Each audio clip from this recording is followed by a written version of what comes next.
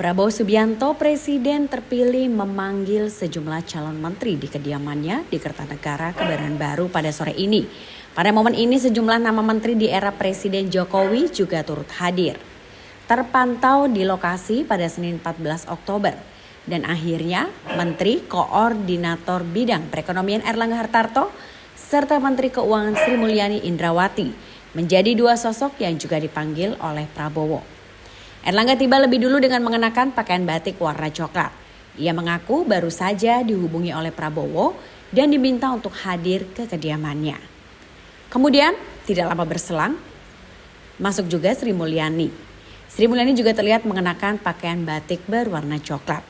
Dengan santai dan penuh senyum, ia melenggang masuk seraya melambaikan tangannya ke arah awak media di sekitaran rumah Prabowo.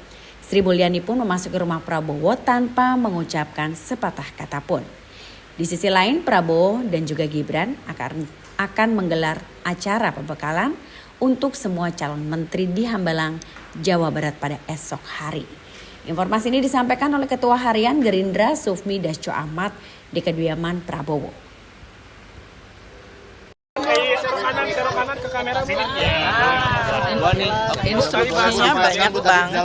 Instruksinya banyak banget. Aku harus lihat kemana. Tadi dapat penugasan atau ngobrol apa aja Bu sama Pak Prabowo?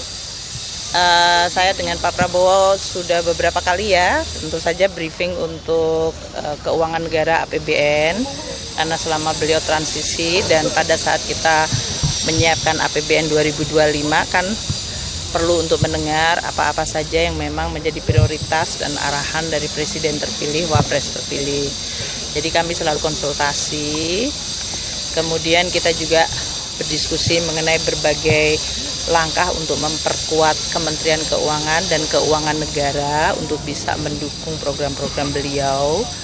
Makanya berbagai arahan mengenai pengelolaan dari sisi penerimaan negara, pajak, bea cukai, PNBP, belanja negara untuk kementerian lembaga maupun untuk transfer ke daerah dan juga berbagai investasi yang dilakukan itu perlu dioptimalkan, ditingkatkan kualitasnya, diyakinkan untuk efektivitasnya, terutama untuk manfaat kepada masyarakat. Beliau perhatian sangat kepada bagaimana dampak APBN kepada masyarakat.